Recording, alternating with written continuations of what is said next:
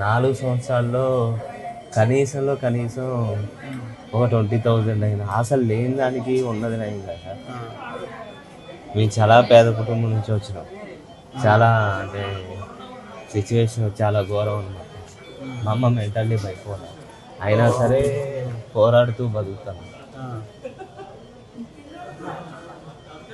ఉండటానికి ఒక ఆస్తి ఉంది. పక్కా కాంగ్రెస్ తరపున తిరిగి పోరాడి ఏం చేశానంటే కాంగ్రెస్ అధికారంలోకి తీసుకొని వస్తే నోటిఫికేషన్లో వస్తే మా నానమ్మ 86 సంవత్సరాల నానమ్మ ఆమెకు కూడా కాంగ్రెస్లో ఓటు వేయించా. అంటే ఎంత రెవల్యూషన్ తీసుకొని వచ్చినాం అంటే జనాల్లో అంత రెవల్యూషన్ తీసుకొని వచ్చినాం. ఈరోజు మా నాయనమ్మ ఏమంటుంది, రేవంత్ రెడ్డి కాళ్ళు కాలబెట్ట పెన్షన్ అంటే వాళ్ళ మాటలు అట్లా ఉంటాయి. వాళ్ళని తిట్టడం అనేది మన ఉద్దేశం కాదు. అల్టిమేట్ మనం కూడా రేవంత్ రెడ్డి లాగానే వాగితే అదే అవుతుంది. ఇక అంటే జనాలు స్టూడెంట్స్ ఎట్లా కనబడుతుండో ఎంట్రీని పోసుకొని చావాలా. ఈరోజు నేను ఒక్కనే మాట్లాడితే ఇక్కడ దాకా వచ్చింది. అదే నాలాంటి వాళ్ళు బయటకు కనపడిన వాళ్ళు సొసైటీలో చాలామంది ఉన్నారు. ఇన్ని బాధలు అనుభవించుకుంటూ ఇలా తెలియకుండా నేనంటే బయటపడ్డా కాబట్టి బయటపడ్డా. అది నేను కోరుకునేది అయితే ఒకటే, ఆ జాబ్ క్యాలెండర్ ఇచ్చి ఇప్పటి నుంచి అయినా కనీసం చట్టబద్ధతతో దానికి ఒక చట్టబద్ధత ఏర్పాటు చేసి దాన్ని ఒక ఇంప్లిమెంటేషన్లోకి తీసుకొని వస్తే బాగుంటుందన్న ఆలోచన. కాకపోతే ఇప్పటికే 2.5 సంవత్సరాలు గడిచిపోయింది. సరే ఉన్న వాటినైనా ఒక లెవెల్లో తీసుకొని వస్తే బాగుంటుంది అనేసి నా ఆలోచన. ఇంకా విషయం అంటారా, నాకు ఇల్లు కూడా ఇవ్వలేదు.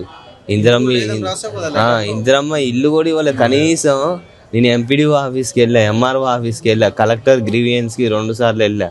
ఇవన్నీ పెట్టుకొని వెయిట్ కోసం అని పోరాడతాం ఒక మధ్యతరగతి వ్యక్తి.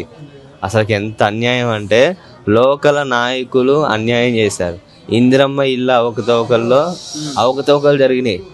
ఇల్లు అయిన తర్వాత ఇంత కమిషన్ ఇచ్చుకోవటం, అంత కమిషన్ ఇచ్చుకోవటం. అంటే ఫస్టే అంటే అది బయటపడదు కదా, ఈ ఫైనల్ లిస్ట్లో ఇవ్వటం అట్లా ఇట్లా అనేసి చాలా అవకతవకలు జరిగినాయి. అది చాలా కలిసి వేసింది మనిషి. మా నాన్నకు షుగరు, వాళ్ళు ఏంటి ఈ టైంలో రెస్ట్ తీసుకోవాల్సిన టైము. నాకు 2022లో పే ఇన్ఫెక్షన్ వచ్చింది, మైక్రోస్కోపిక్ కొలైటిస్ అని. అది చాలా అరుదు డిసీజు. జెంట్స్లోనే అంటే లేడీస్లోనే 60 సంవత్సరాలు పైబడిన వాళ్ళకు వస్తుంది. జెంట్స్లో 60 సంవత్సరాలు పైబడిన వాళ్ళు రేరు సాధారణంగానే. అలాంటిది నాకు 22 సంవత్సరాల వయసులో వచ్చింది. నేను దాని నుంచి 3 సంవత్సరాలు యశోద హాస్పిటల్లో ట్రీట్మెంట్ తీసుకొని చాలా 3 ఏళ్ళు కంటిన్యూగా 10 టాబ్లెట్లు వేసుకునేది. లేదు అసలు గవర్నమెంట్లో అనేది లేదు, అది రీసెర్చ్. దాని మీద ఇంకా రీసెర్చే జరుగుతుంది. ఇప్పుడు ఈ మధ్యనే కొంత డెవలప్మెంట్ అవుతుంది. డాక్టర్ రామిరెడ్డి గారు అని అందులో నాకు పరిచయం అయ్యి అట్లా దాని నుంచి బయటకు వచ్చా. సో అంటే ఏంటంటే కష్టాలు చెప్పుకుంటే అందరికీ ఉంటాయి, కానీ దాని నుంచి బయటపడ్డోడికే గుర్తింపు. బయటపడాలంటే ఇవన్నీ పట్టి లాగి పీడిస్తుంటే మనం బయటపడలేము. ప్రిపరేషన్లో ఉన్నా నేను. లాస్ట్ టైం Group 2లో కూడా మంచి స్కోరే వచ్చింది నాకు. Group 2 రాసా. మంచి అంటే అంటే ఎట్లా చెప్పుకోవాలి మీకు, అంటే స్టాండర్డ్ లెవెల్లోనే మెయింటైన్ చేసా స్కోర్ కూడా. ఇట్లా ఉండి కూడా ఒక మంచి లెవెల్లోనే మెయింటైన్ చేశా. నేను Group 2 ఎగ్జామ్ రాసేటప్పుడు మా అమ్మకి పిడుసులు వచ్చి మా అమ్మ హాస్పిటల్లో ఉంటే అమ్మని అటు చూసుకుంటూ ఇటు నేను, మా అమ్మ మెంటల్లీ బైపోలారు, పిచ్చి అరుస్తూ ఉంటుంది. ఆమె అరుస్తుంటే చెవులలో దూదులు పెట్టుకొని నేను తలగుడ్డ చుట్టుకొని చదువుకునేది. అంటే అలాంటి ఘోరమైన పరిస్థితులు ఉండేవి. ఇక అన్న ఖచ్చితంగా ఈ వీడియో నువ్వు యూట్యూబ్లో వేయాలి, ఖచ్చితంగా వేయాలి. ఇది జనాలందరికీ తెలియాలి. అంటే అందరి పరిస్థితి కాదు, చాలామంది పరిస్థితి ఇదే ఉంది రాష్ట్రంలో అనేది అసలు నేను ఎక్స్పెక్ట్ చేయలేను వస్తామని. అంటే అసలు నాకు ఆలోచనలో కూడా లేదు. నాకు అట్లా ఉంది. చాలా చాలా చాలా థ్యాంక్స్ అన్న, నువ్వు వచ్చినందుకు చాలా థ్యాంక్ యూ సో మచ్. ధైర్యం ఉండాలంటే అంటే కోట్లాడటానికి ధైర్యం లేనప్పుడు ఎక్కడి నుంచి కోట్లాడతామన్నా. ఇప్పుడు నా చుట్టుపక్కల అమ్మకి బైపోలారు, నాన్నకు షుగరు, ఉండటానికి ఇల్లు లేదు, తినటానికి ఏదో రేషన్ బియ్యం వస్తుంది తింటున్నాం. నేనేదో పార్ట్ టైం జాబ్ చేసుకుంటూ చదువుకుంటున్నా అక్క. నేను ఇంకో విషయం ఏంటంటే ఈ పక్షాన నేను చెప్పేది ఏంటంటే మా బావ మంచి జీతగాడు, అంటే మంచి శాలరీ బాగా వస్తుంది, మంచిగా ఉంటాడు. కానీ ఆయన కూడా జీవితాన్ని నాగం చేసుకుంటాడు. రోజు అంటే బాగా తాగుతాడు, ఇబ్బందులు పెడతాడు, ఇలాంటి సిచ్యువేషన్స్ చేసుకుంటాడు. అది అది అది ఒకసారి అది కూడా ఒకసారి మాట్లాడితే బాగుంటుందని నా కోరిక. నేను జాబ్ క్యాలెండర్ డిమాండ్ చేస్తున్నా. నాకు ఇల్లు కట్టించి, అంటే ఇల్లు కట్టించడం అంటే అందులోనే స్కీమ్లోనే అమ్మకి ఇల్లు కట్టించి అమ్మకి ఫ్రీ కార్పొరేట్ లెవెల్లో వైద్యం చేపిస్తే అంతకు మించి నాకేం అవసరం లేదు. నేను చేసేది అదొక్కటే. ఇక్కడికి బీజేపీ వాళ్ళు వచ్చారు, కాంగ్రెస్ వాళ్ళు తుమ్మల నాగేశ్వరరావు నుంచి ఫోన్ చేపిస్తాం అనేసి అన్నారు. అంటే వాళ్ళకి సంబంధించిన వాళ్ళు వచ్చారు, వాళ్ళు వస్తాం అనేసి అన్నారు. కానీ రాలేదు. మా ఎమ్మెల్యే డిప్యూటీ సీఎం బట్టి విక్రమార్కని లెటర్లోనే రాసే కదా, కనీసం రెస్పాండ్ కూడా అవ్వలేదు ఆ విషయంలో. నాకు ఆయన అంటే ఫుల్ ఫేమస్ అన్న. ఆయన అంటే నాకు చిన్నప్పటి నుంచి ఒక ఇది. కాకపోతే అట్లా ఉంటుంది ఇక, అంటే మనం మనసులో ఉంటుందిలే కానీ బయటికి చెప్పుకోలేము కదా. 3 మంత్రులు ఉన్నారు జిల్లాలో. పొంగులేటి ఉంది, ఆయనది గృహ నిర్మాణ శాఖే కదా. ఆయన దగ్గరికి ఒకసారి వెళ్ళా, ఇల్లు ఇష్యూ ఇట్లా అయిందని. కాకపోతే ఆయన కలవలేదు. దయాకర్ రెడ్డి గారు వస్తా అన్నారు, వాళ్ళు రాలేదు. ఇక అంటే ఏమో, ఇక ఎవరు వచ్చినా రాకపోయినా మన ప్రయత్నం మనం చేసుకుంటూ వెళ్తేనే ఏదో ఒక రోజు మనం సఫలం అవ్వగలుగుతాం. ఇప్పుడు మరి స్టేట్ బీఆర్ఎస్ లీడర్లు ఎవరైనా వచ్చారా? కేటీఆర్ మాట్లాడిండు కదా, కేటీఆర్ ప్రెస్ మీట్లోనే మాట్లాడిండు. ఇట్లా నాకు తెలిసి ఆయన కూడా 2-3 రోజులు వస్తేనేమో అనేసి నా అభిప్రాయం. రావాలని కూడా కోరుకుంటున్నా. వస్తేనే అదే రావాలని కూడా కోరుకుంటున్నా. అందరి దృష్టికి వెళ్తేనే ఈ వ్యవస్థని మనం పైకి రాగలుగుతాం. మనం అంటే ప్రతిపక్షం ఉన్న వాళ్ళు ప్రతిపక్షంలోనే మాట్లాడతారు. అజమాయిషీ ఉన్నోళ్ళు ఏంటంటే అజమాయిషీలోనే మాట్లాడతారు అన్న. అహంకారం పెరిగిపోతుంది. స్టార్టింగ్లో వచ్చిన 4 రోజులే అనేసి దులిపేసుకుంటారు తప్ప తర్వాత ఏదైనా నికార్స్గా గ్రూప్సే ఎండోమెంట్ చదువుదాం అనుకుంటున్నా. ఎండోమెంట్ గ్రూప్స్ 2 చదువుదాం అనుకుంటున్నా. కాకపోతే నాకు అమ్మని చూసుకోవడం, అమ్మ ఇంటికాడ అమ్మని చూసుకోవడం. అమ్మకి రోజు 12 టాబ్లెట్లు అన్న, 1 కాదు 2 కాదు. మెంటల్లీ సైకలాజికల్ బైపోలార్ అన్నమాట. దానికి మెడిసిన్ కూడా పని చేయట్లేదు. మా నాన్నే చూసుకుంటాను నాకు సంబంధించి. అదొక టెన్షన్ అవుతుంది. సో అదొక్కటి నాకు ఇబ్బంది అయితే, నాకు షెల్టర్ ఇబ్బంది అవుతుంది. నేను అక్క దగ్గర ఉంటే అక్క కొంచెం నేను కోరుకునేది ఏంటంటే ఈ వేదిక సమక్షంలో మా బావ మంచిగా చదువుకోవడం కాదు, ఆయన కుటుంబాన్ని మంచిగా చూసుకొని వాళ్ళ కుటుంబం వాళ్ళు మంచిగా ఉంటే నేను హ్యాపీ. నేను ఎట్లా బతికినా నాకు సంబంధం లేదు. ప్రెజర్ గురవుతున్నా. ఫ్యామిలీ ప్రాబ్లమ్స్ అని, రాలేదని సమస్య అని, ఇవన్నీ ఉన్నాయి నాకు. ఎందుకంటే ఆడపిల్లని ఇచ్చినాం కదా, ఆమె ప్రతిరోజు ఏడిపే, నన్ను ఎందుకు ఈ నరకంలో వేశారు, నన్ను ఎందుకు. అంటే దీనికి అంతనే కారణం ఒకటి డ్రింకింగ్ హ్యాబిట్ అనేది పోతే. ఆయన నేనేం వ్యతిరేకించట్లే, ఆయన నాకు సొంత బావ. కాకపోతే ఆయనకి ఏ రోజు చెప్పే అవకాశం నాకు రాలేదు. మీడియా సమక్షంలో నాకు వచ్చింది కాబట్టి చెప్తున్నా. ఇది అన్న, ప్రతి నిరుద్యోగి కోసమే నేను ఈరోజు పోరాడా. నువ్వు చెప్పాల్సింది ఏంటంటే నాలాగా ఎవరు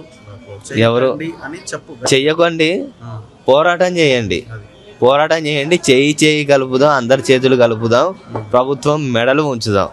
నేను చెప్పేది అయితే అదే. చేయి కలపంది అయితే చప్పట్లు కావు. మనం మాట్లాడితే ఏది కాదు, కదిలి బయటకు వస్తేనే అన్నీ అవుతాయి. నేను చెప్పదలుచుకున్నది అయితే అదే. ఈ రోజు అంటే నేను చేతగాక సూసైడ్ చేసుకున్నా అనేది కాదు. నాకున్న చివరి ప్రయత్నాలలో నాకు అన్ని దారులు మూసుకుపోతే ఇది నేను 1 టాబ్లెట్ 2 టాబ్లెట్లు కాదని వేసుకుంది, 101 టాబ్లెట్లు వేసుకున్నా. ఏది నిద్ర టాబ్లెట్లు. నేను ఎట్ట బతికినో నాకే తెలీదు. 101 టాబ్లెట్లు నిద్ర టాబ్లెట్లు వేసుకుంటే బతుకుతాడా? కానీ నేను బతికా. దేనికోసం బతికా అంటే మళ్ళీ పోరాటం చేయాలి, ఆ పోరాట ఉద్యమ స్ఫూర్తిలో ఉండాలి. అనేది దానికి సంబంధించే నేను బ్రతికా. నాకు అదే అనిపించింది. ఇంతకు మించి ఇంకా నేను చెప్పాలంటే రేవంత్ రెడ్డి ఇచ్చిండు, అన్న ఇల్లులు ఇచ్చిండు. అన్యాయం భూములు ఉన్న వాళ్ళకి, మా ఊళ్ళో 5 ఎకరాలు ఉన్న వాళ్ళకి ఇల్లు ఇచ్చిండు, 5 ఎకరాలు ఉన్న వాళ్ళకి ఇల్లు ఇచ్చిండు. పూటకు గతి లేనివాడికి ఇల్లు ఇవ్వలేదు. ఆ విషయం మీద నేను పోరాడి ఎంపీడీఓ ఆఫీస్కి, ఎంఆర్ఓ ఆఫీస్కి వీడి తిరిగి కాళ్ళు అరిగిపోయినాయి. లేక దానికి సంబంధించిన డాక్యుమెంట్లు కూడా నా దగ్గర ఉన్నాయి. ఆ తర్వాత నెక్స్ట్ లిస్ట్లో ఇస్తాంలే నీకు అది ఇది అన్నారు, ఆమె ఇల్లు తీసేస్తాం అన్నారు, అది ఇది అన్నారు. నెక్స్ట్ లిస్ట్ లేదు, ఏం లేదు, అదే ఫైనల్ చేశారు, అదే లిస్ట్ ఇచ్చారు, అంతా అదే ఇచ్చారు. అట్లా చేస్తారన్న అంతే. అంటే అధికారంలోకి వచ్చేదాకే మనతో ఉంటారు. ఇప్పుడు టీఆర్ఎస్లో కనుక ఉన్నప్పుడు వాళ్ళు ఎట్లా మాట చెప్పారో, ఇక్కడ పార్టీలు మారుతున్నాయిలే కానీ మనుషుల ఏంటంటే మనుషులు మారట్లేదు, పార్టీలే మారుతున్నాయి. ఖచ్చితంగా ఉంటాన్నా అన్న. ఒక 5 నిమిషాలు అన్న, ఇంతతో అయిపోయింది. ఇక లేదు, ఒక 5 నిమిషాలే. ఓకే సార్తో కూడా మాట్లాడతారు అన్న. సార్ ఎవరు అనుకుంటున్నారు? Telangana state leader sir. ఎవరో అనేసి అనుకోవద్దు. అసలు నేను ఎక్స్పెక్ట్ చేయలేదు అన్న, నువ్వు వస్తావు అని. చాలా చాలా థ్యాంక్ యూ అన్న. ధైర్యంగా ఉండు. లేదు, ఖచ్చితంగా ఉంటాను. ఓకే అన్న. అన్నను కూడా చూస్తూనే ఉంటా. నా పేరు వేణు అన్న. మీ కాంటాక్ట్ అంటే నా ఫోన్ కూడా పోలీసులు లాక్కున్నారు. ఇవాళ పొద్దున ఇక్కడ 40 మంది పోలీసులు.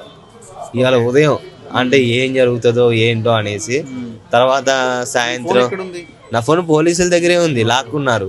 దాంట్లో నేను నిరుద్యోగుల గురించి రాసిన కవితలు ఉన్నాయి. ఎంత ఘోరంగా ఉంటాయి అంటే చదివితే కళ్ళంటి నీళ్ళు రావాలి. కవితలు రాస్తా నేను, కవిత రాసా. అయితే అది ఎంత ఘోరం ఉంటుంది అంటే కవిత, అది చదివితే కళ్ళంటి నీళ్ళు రావాలన్నమాట. ఆ రేంజ్లో ఉంటుంది. దాన్ని కూడా కడిగేసి అంటే ఏం చేశారు ఏంటంటే ఆ కవిత ఉండొద్దు అనేసి సగమే పెట్టారు అందులో. అంటే ఆ లెవెల్లో ఉంటుంది. నేను అంటే అప్పుడప్పుడు నవళ్ళు, చిన్న నవళ్ళు, సాంగ్స్ అట్లాంటివి కూడా, మోటివేషన్ సాంగ్స్ రాసేది. ఖమ్మమే సార్. హైదరాబాద్లో 3 సంవత్సరాలు కోచింగ్ తీసుకున్నా. మిమ్మల్ని రెగ్యులర్గా చూస్తూనే ఉండేది అక్కడ. కాకపోతే ఈ మధ్యకాలంలో బాగా పైకి వచ్చారు మీరు. అయితే ఈ సందర్భంగా ఒక చిన్న పాట, అంటే ఉదయించే ఆ సూర్యుణ్ణి ఆపేనా ఏ మనిషి అయినా, ఉరుములను మెరుపులను ఆపేనా ఏ మనిషి అయినా, కష్టం వచ్చిందంటూ కన్నీరెడితే ఎలా, గుండెల్లో నా ధైర్యం ఇంకొంచెం నింపేయాలి, మనసే పెట్టవంటే మార్గం ఎదురొస్తుంది, ఆ మార్గంలో పయనిస్తే గెలిపే నీదవుతుంది.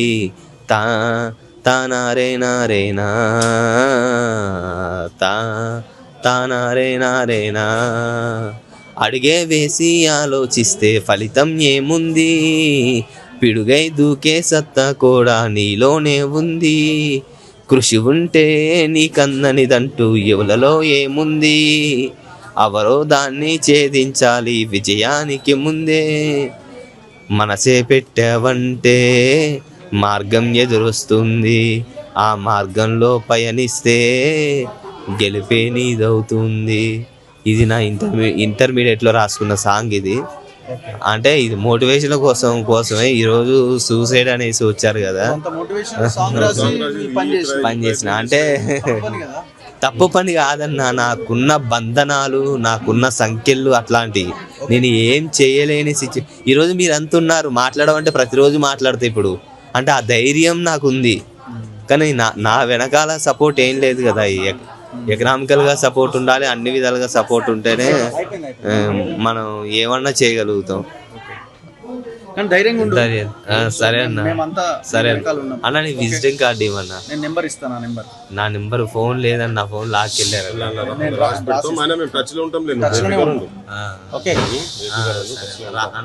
నెంబర్ అందులో రాస్తా. ఓకే మరి. సరే టచ్ లో ఉంటారు. Thank you so much. కానీ నువ్వు ఒకటే ఇప్పుడు ఏమైందంటే ఇట్లా పిట్టలు రాలిపోయినట్టు నీ దగ్గర ఒక కవి ఉన్నాడు, కష్టపడే తత్వం ఉన్నది, కష్టాలు చూసినావు నువ్వు, నేను ఒక నువ్వు చిన్న ఉదయించే సూర్యుడు అని చెప్పని నవల కూడా రాసే అన్న చిన్న గౌండ్ల బద్రి అని మా నాన్న గౌడ్స్ అనమాట. ఓకే. గౌండ్ల బద్రి అని ఒక చిన్న నవల కూడా రాసే. ఓ కానీ ఇవన్నీ ఎవరికి తెలియదు, ఎందుకంటే బయటికి రాలేదు కదా, ఇవన్నీ ఎవరికి తెలియదు. ఓకే, అట్లాంటి జాగ్రత్తగా ఉండు. ఓకే, మళ్ళీ మనం కలుద్దాం. సరే సరే, థ్యాంక్ యూ, బాయ్. నేను నెంబర్ రాసి ఇచ్చాను. నేను రాసిస్తాను, నెంబర్ రాసిస్తాను. ఓకే, ఉంటా. పూర్తి పేరేంది? నా పేరు గడ్డం వేణుకుమార్, కలం పేరు వేణుశ్రీ. వేణుశ్రీ కలం. అవనశ్రీ అందశ్రీ లెక్క వేణుశ్రీయా? వేణుశ్రీ అందశ్రీ సార్ తో కూడా ఒకసారి మాట్లాడా నేను. అమ్మా రోజు చూస్తున్నా మరి రోజు చూసే వాళ్ళు అట్లా ఎలా కొడితే ఎట్లా? ఓకే, నెంబర్ రాసిస్తాను ఇక్కడ.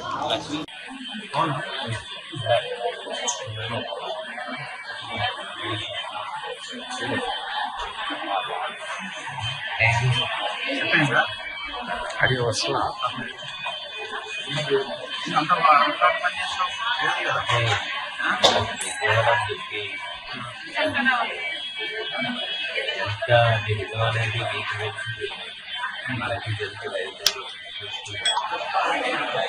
అంటే నిర్లక్ష్యం కూడా కాదు.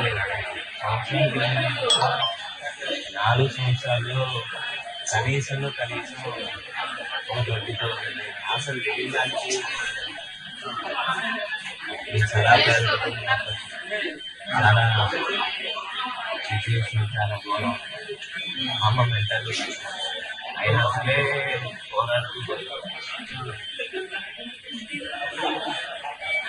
ఇంటానికి పక్కా కాంగ్రెస్ తరఫున తిరిగి పోరాడి ఏం చేశారంటే కాంగ్రెస్ అధికారంలో వస్తే మన నాన్నమ్మ 26 సంవత్సరాలు ఆమె కూడా కాంగ్రెస్ ఓటు ఇచ్చారు. అంటే ఎంత రెవల్యూషన్ రెవల్యూషన్ తీసుకుని ఈ రోజు మా నాయనమ్మ ఏమంటుంది, రేవంత్ రెడ్డి కాళ్ళు కానబెట్ట అంటే మాటలు అట్లా ఉంటాయి. వాళ్ళని పరామర్శించి తిట్టడం అనేది మన ఉద్దేశం కాదు. కూడా అదే జనాలు స్టూడెంట్స్ ఎట్లా కనబడతారు, ఎందుకు కూర్చుంటారు కావాలి. ఈ రోజు నేను ఒక్కరిని మాట్లాడితే ఇక్కడ వచ్చింది. అదే నాలాంటి వాళ్ళు బయట కనబడిన వాళ్ళు సొసైటీలో చాలా మంది ఉన్నారు. ఈ బాధలు అనుభవించి ఇలా తెలియకుండా లేదంటే బయటపడ్డాయి కాబట్టి బయటపడ్డాయి. కోరుకునేది ఒకటి, ఆ జాబ్ క్యాలెండర్ ఇచ్చి ఇప్పటి నుంచి అయినా కనీసం చట్టబద్ధ చేసుకోవాలి చేసి ఇంప్లిమెంటేషన్ తీసుకుంటే బాగుంటుందని ఆలోచన. కాకపోతే ఇప్పటికే 2 సంవత్సరాలు సరే ఉన్న వాటికైనా ఒక లెవెల్లో తీసుకుంటే బాగుంటుంది నా ఇంకో విషయం అంతా నాకు ఇల్లు కూడా ఇవ్వలేదు. ఇద్దరమ్మ ఇల్లు కూడా ఇవ్వలేదు. కనీసం నేను ఎంపీడీఓ ఆఫీస్కి వెళ్ళా, ఎంఆర్ఓ ఆఫీస్కి వెళ్ళా, కలెక్టర్ జీవీఎంసీ 2 సార్లు వెళ్ళా. ఇవన్నీ పెట్టుకొని ఏం కోసం పోరాడుతాం ఒక అధికారికి వ్యక్తి. అసలు ఎంత అన్యాయం అంటే లోకల్ నాయకులు అన్యాయం చేశారు.